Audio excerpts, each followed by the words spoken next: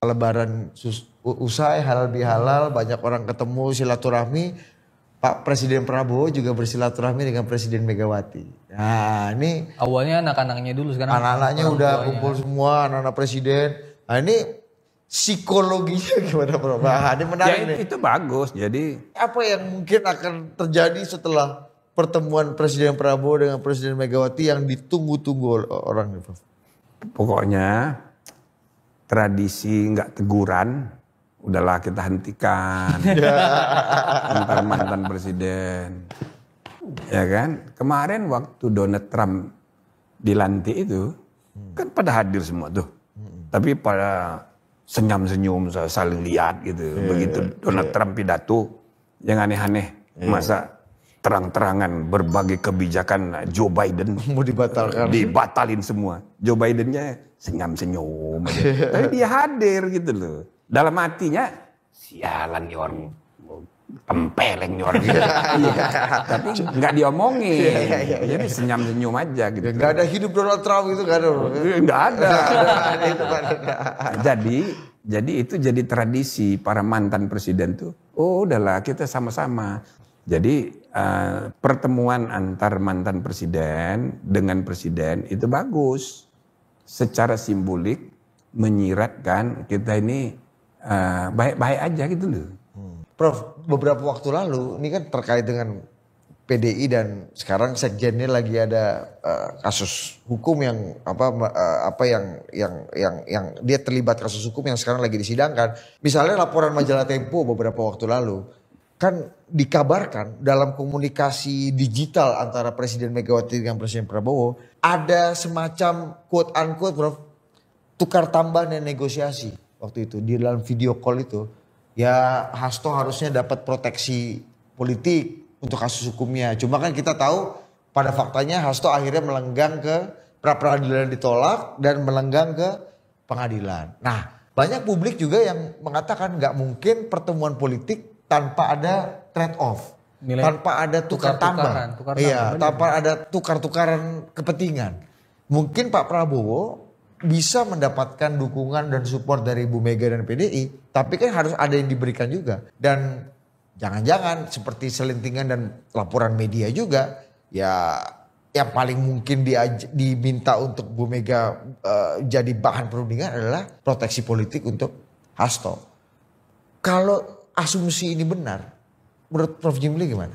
Ya kalau dalam politik dan di antara politisi itu dianggap sesuatu yang alamiah aja, biasa. Yang memang begitu. Orang politik itu kan kasak kusuk untuk sekedar kekuasaan aja. Jadi di otak orang tuh hanya kekuasaan kalau politisi itu. Nah, di hatinya cuma kemenangan. Jadi ini permainan politik, ini permainan kehidupan. Main-main. Saling ya kan tukar menukar, Nah, political trading. Nah, dalam praktek di antara para politikus ya memang kayak begitu. Itu udah sewajarnya tuh Prof. Ya harus dianggap wajar tapi tidak ideal. Maka dalam sejarah yang diidealkan itu nomokrasi, kekuasaan oleh aturan. Jadi kompromi politik itu belum tentu benar. Dia hanya melihat dari segi kepentingan sesaat, kepentingan dirinya, kepentingan golongannya, kelompoknya. Belum tentu benar sesuai dengan kesepakatan tertinggi. Negara Indonesia adalah negara hukum per definisi. Inilah Rechtsstaat, inilah nomokrasi. Tidak berdasarkan prinsip suara terbanyak. Kalau demokrasi suara terbanyak, kasak kusuk. Bertemu ketua partai ini, kasak kusuk. Ya, oke, setuju. Nah, itu namanya mengandalkan suara orang banyak. Suara terbanyak. Dan itu tidak menentukan kualitasnya demokrasi. Demokrasi kita harus menjadi berkualitas karena dia tunduk pada suara hukum, suara aturan. Aturan tadi, norma tadi. Norma. Nah itulah Rechtsstaat. Nah masalahnya para politisi ini sering menganggap hukum itu harus diabdikan untuk kekuasaan. Jadi alat kekuasaan. Nah kalau gitu bukan rule of law, tapi rule by law. Hukum dijadikan alat kekuasaan. Oke. Nah jadi Hukum semua mengikuti keinginan dan selera kekuasaan. selera kekuasaan. Nah itu namanya makstat. Maksud, ya. Negara kekuasaan. Iya, kita sengaja mendirikan MK itu untuk maksud mengontrol nafsu kekuasaan. Dan dalam sejarah ya, di semua negara, semua politisi itu nggak suka dikontrol. Ya, ini sunatullah lagi bro. Sunatullah lagi. Iya, iya. Maka para politikus itu rata-rata nggak suka kepada MK. Rule of law bukan rule by law. Nah, kalau rule of law itulah pemerintahan oleh aturan. Tapi kalau rule by law, pemerintahan menggunakan aturan sebagai alat kekuasaan. Artinya Prof, ini bisa mengkhawatirkan juga dong memang kalau asumsi dan gosip yang beredar misalnya ada kompromi kesepakatan politik yang mungkin berkonsekuensi pada putusan hukum misalnya gitu. Oh Prof. begitu. Ya kembali ke pertemuan Ibu Mega dengan Pak Prabowo yang ditakutkan orang, wah ini jangan-jangan ada hengki-pengki dalam kan masuk ke ranah yudikatif nih Prof, ranah hukum. Iya, jadi Prof kan Jimli melihatnya apa yang akan terjadi kalau memang ketakutan itu mudah-mudahan sih enggak. Cuma kalau itu mengarah ke sana makin tondo-tondonya gimana? kalau dari segi politik, ya saya percaya bahwa itu akan dilakukan. Jadi nanti kasak kusuk, ya kan, supaya ini supaya itu gitu. Saya rasa ya itulah kelakuan politikus kan kayak begitu. Negarawanannya seorang Megawati, dia kan ketua umum partai. Jadi mereka ini masih politikus. Nah, Jadi sangat mungkin dilakukan kalau menurut gue. bisa aja.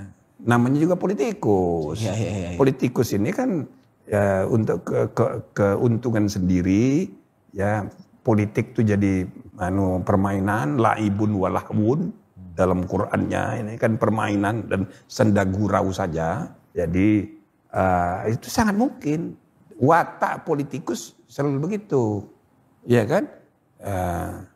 Itulah yang membedakannya dengan statesmanship, melihat lebih luas, bukan untuk keuntungan kelompok sendiri, kepentingan golongan sendiri, kepentingan jangka pendek, tapi untuk kepentingan bangsa dan negara seluruhnya. Kekuasaan kehakiman kita ini sedang bermasalah.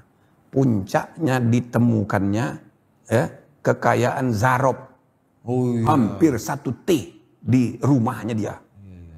Ini Prof Jimli. Wallahu alam berapa? Juga kalau pakai duitnya Zarof ini isinya duit semua kali. Duit Sampai semua. atas ini. Iya. Kita tidak tahu berapa dia punya rumah.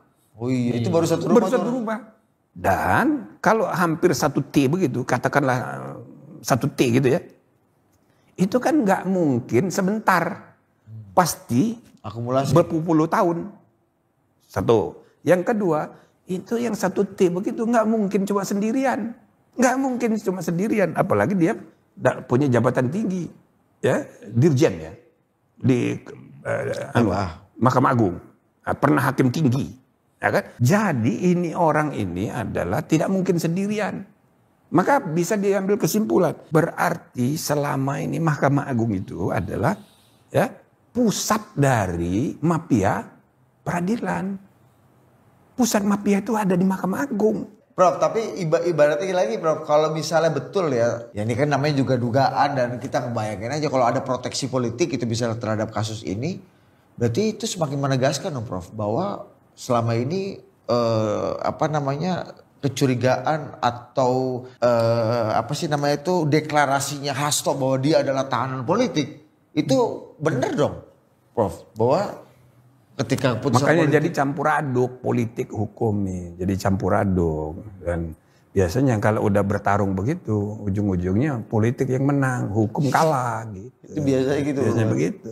Yang kita khawatirkan ini Hasto kan satu iceberg aja Prof. Jangan-jangan banyak lagi kompromi-kompromi lain yang melibatkan hukum gitu kan Prof. Iya. Apa Prof? Jadi idealnya, bahayanya apa buat kita kalau? Idealnya negara kita ini negara hukum. Itu loh. negara demokrasi berdasar atas hukum. Jadi sudah kita buat aturan, meskipun kita ini negara presidentil yang berkuasa, kepala negara itu presiden, tapi untuk hal-hal yang sudah ditentukan di Undang-Undang Dasar dia nggak boleh lagi urus, bukan urusan dia untuk kasus-kasus gitu, ya kan? Walaupun dalam kenyataan praktek biasalah itu. Ya, makanya ini politikus tadi. Dan biasanya kalau kata Prof. biasanya kalau udah gini ya politiknya Iya, menang. namanya Iya, Prof, ya? politikus. Menang politik nih Prof, ya? Iya, Biasanya. Nah, silahkan mau tetap menjadi politikus atau menjadi negarawan. Gitu. Kita ini krisis negarawan. Gitu kan.